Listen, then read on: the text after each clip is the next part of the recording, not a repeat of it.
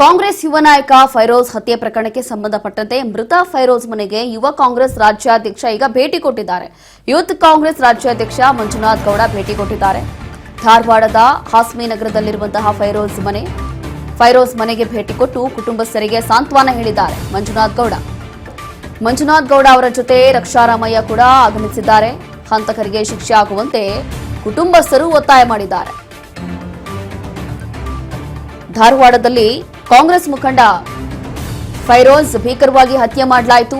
ರಾಜಕೀಯ ಪ್ರೇರಿತವಾಗಿ ಈತನನ್ನ ಹತ್ಯೆ ಮಾಡಿದ್ರು ಅನ್ನುವಂತ ಚರ್ಚೆ ಈಗಲೂ ಕೂಡ ಆಗ್ತಾ ಇದೆ. ಆದರೆ ಈ ಒಂದು ಪ್ರಕರಣಕ್ಕೆ ಯಾರ್ಯಾರು ಲಿಂಕ್ ಇದೆ ಅನ್ನುವಂಥದ್ದು ಗೊತ್ತಿಲ್ಲ. ಸದ್ಯಕ್ಕೆ ಈಗ ಇವರ ಕುಟುಂಬಕ್ಕೆ ಸಾಂತ್ವನ ಹೇಳಲಿಕ್ಕೆ ಕಾಂಗ್ರೆಸ್ ಯುವ ನಾಯಕರು ಭೇಟಿ ಕೊಡ್ತಾ ಇದ್ದಾರೆ. ಹೀಗೆ ಮೃತ ಫೈರೋಜ್ ಮನೆಗೆ ಯುವ ಕಾಂಗ್ರೆಸ್ ರಾಜ್ಯಾಧ್ಯಕ್ಷ ಮಂಜುನಾಥ್ ಗೌಡ ಭೇಟಿ ಕೊಟ್ಟು ಅವರ ಕುಟುಂಬಸ್ಥರಿಗೆ ಸಾಂತ್ವನ ಹೇಳಿದ್ದಾರೆ.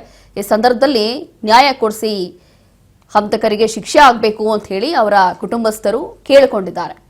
ಅವರ ಜೊತೆ ಮಂಜುನಾಥ್ ಗೌಡ ಜೊತೆ ರಕ್ಷಾರಾಮಯ್ಯ ಕೂಡ ಆಗಮಿಸಿದ್ದಾರೆ. ಅವರ ಕುಟುಂಬಕ್ಕೆ ಸಾಂತ್ವನ ಹೇಳಲಿಕ್ಕೆ ಹಂತಕರಿಗೆ ಶಿಕ್ಷೆ ಆಗಲೇಬೇಕು ಅಂತ ಹೇಳಿ ಅವರ ಕುಟುಂಬಸ್ಥರು ಒತ್ತಾಯ ಮಾಡ್ತಾ ಇದ್ದಾರೆ. ಅದರಲ್ಲೂ ಕೂಡ ಫೈರೋಜ್ ಭೀಕರವಾಗಿ ಹತ್ಯೆ ಮಾಡಲಾಯಿತು. ರಾಜಕೀಯ ಪ್ರೇರಿತವಾಗಿ ರಾಜಕೀಯದಲ್ಲಿ ದ್ವೇಷ ಇತ್ತು ಅನ್ನುವಂತ ಒಂದು ವಿಚಾರಕ್ಕೆ ಫೈರೋಜ್ನ ಭೀಕರವಾಗಿ ಹತ್ಯೆ ಮಾಡಲಾಯಿತು. ಅದಾದ ನಂತರ ಈಗಲೂ ಕೂಡ ತನಿಖೆ ನಡೀತಾ ಇದೆ. ಇದರಲ್ಲಿ ಕೆಲವೊಂದು ಆರೋಪಿಗಳು ಈಗಲೂ ಕೂಡ ಎಸ್ಕೇಪ್ ಆಗಿದ್ದಾರೆ. ಸದ್ಯಕ್ಕೆ ಪೊಲೀಸರು ತನಿಖೆ ನಡೆಸ್ತಾ ಇದ್ದಾರೆ.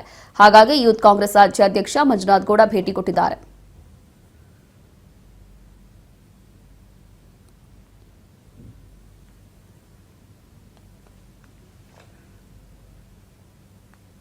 ಹೀಗೆ ಮಂಜುನಾಥ್ ಗೌಡ ಹಾಗೂ ರಕ್ಷಾರಾಮಯ್ಯ ಇಬ್ಬರು ಕೂಡ ಹೋಗಿ ಫೈರೋಜ್ ಮನೆಗೆ ಸಾಂತ್ವನ ಹೇಳಿದ್ದಾರೆ, ಸಮಾಧಾನ ಹೇಳಿದ್ದಾರೆ ಅವರ ಕುಟುಂಬಸ್ಥರಿಗೆ. ಕಾರಣ ಏನು ಅಂತಂದ್ರೆ ಇಲ್ಲಿ ಫೈರೋಜ್ನ ಭೀಕರವಾಗಿ ಹತ್ಯೆ ಮಾಡಲಾಯಿತು. ಕಾಂಗ್ರೆಸ್ ಮುಖಂಡ ಫೈರೋಜ್ ರಾಜಕೀಯ ಪ್ರೇರಿತವಾಗಿ ರಾಜಕೀಯದಲ್ಲಿ ದ್ವೇಷ ಇತ್ತು ಅಂತ ಹೇಳಿ ಈತನನ್ನ ಭೀಕರವಾಗಿ ಹತ್ಯೆ ಮಾಡಿದ್ರು. ಅದಾದ ನಂತರ ಅದರಲ್ಲಿ ಇಬ್ರು ಮೂವರ ಹೆಸರು ಕೂಡ ಬಂತು. ಒಂದಷ್ಟು ಆಡಿಯೋಗಳು ಕೂಡ ವೈರಲ್ ಆಯಿತು ಆ ಒಂದು ವಿಚಾರದಲ್ಲಿ. ಆದ್ರೆ ಎಂಡ್ ಆಫ್ ದ ಡೇ ಏನಾಯ್ತು, ಇಲ್ಲಿ ನ್ಯಾಯ ಕೊಡಿಸಿ ಅಂತ ಹೇಳಿ ಅವರ ಕುಟುಂಬಸ್ಥರು ಈಗ ಅಳಲನ್ನ ತೋಡ್ಕೋತಾ ಇದ್ದಾರೆ. ಹಾಗಾಗಿ ಈಗ ಮಂಜುನಾಥ್ ಗೌಡ ಇರ್ಬೋದು, ರಕ್ಷಾರಾಮಯ್ಯ ಇರ್ಬೋದು, ಇಬ್ರು ಕೂಡ ಅವರ ಮನೆಗೆ ಭೇಟಿ ಕೊಟ್ಟು ಈ ರೀತಿಯಾಗಿ ಅವರ ಕುಟುಂಬಕ್ಕೆ ಸಾಂತ್ವನ ಸಮಾಧಾನ ಹೇಳಿದ್ದಾರೆ. ಹಂತಕರಿಗೆ ಶಿಕ್ಷೆ ಆಗುತ್ತೆ ಅಂತ ಹೇಳಿ ಭರವಸೆಯನ್ನ ಕೊಡ್ತಾ ಇದ್ದಾರೆ.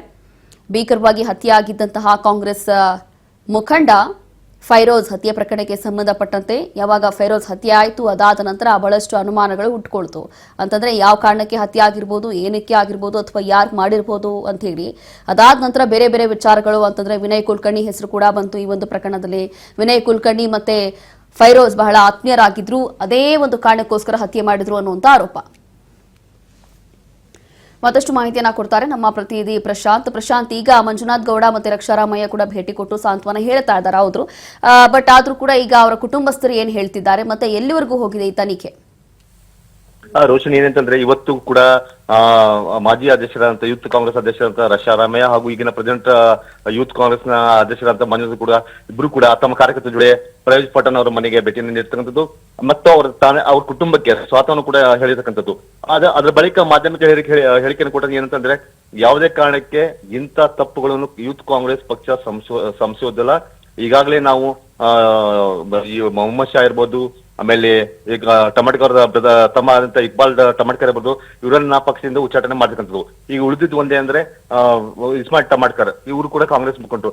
ಈಗ ಅವ್ರು ಏನ್ ತಪ್ಪು ಮಾಡಿದ್ರೆ ಅದಕ್ಕೆ ಶಿಕ್ಷೆ ಆಗ್ಲೇಬೇಕು. ಯಾವುದೇ ಕಾರಣಕ್ಕೆ ಯೂತ್ ಕಾಂಗ್ರೆಸ್ ಮತ್ತು ಕಾಂಗ್ರೆಸ್ ಪಕ್ಷ ಯಾವುದೇ ಕಾರಣಕ್ಕೆ ಇಂಥ ತಪ್ಪುಗಳನ್ನ ಇಂಥ ಹೊಲಸು ವಿಚಾರಗಳಿತ್ತಂತ ಇಂಥ ವ್ಯಕ್ತಿಗಳನ್ನು ಶಂಸುವ ಪ್ರಶ್ನೆ ಇಲ್ಲ ಅಂತ ರಕ್ಷಾರಾಮಯ್ಯ ಕೂಡ ಹೇಳಿರ್ತಕ್ಕಂಥದ್ದು ಹಾಗೂ ಮಂಜುನಾಥ್ ಗೌಡ ಕೂಡ ಹೇಳಿರ್ತಕ್ಕಂಥದ್ದು. ಥ್ಯಾಂಕ್ ಯು ಪ್ರಶಾಂತ್, ನಿಮ್ಮೆಲ್ಲ ಮಾಹಿತಿಗಾಗಿ.